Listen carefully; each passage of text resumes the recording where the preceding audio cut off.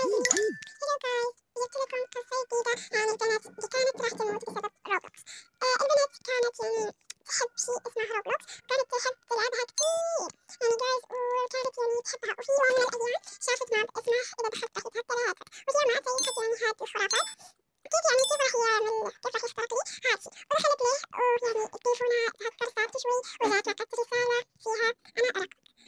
وجايز وهذا الشيء مو هي بس اللي تكرر معها، في ناس كثيرين لما يدخلون كذا يعمل لهم هاتفهم هذاك الشيء. جايز كان ذاك الشيء هذاك الماب يهكر صراحة، يهكر كان يهكر الهاتف.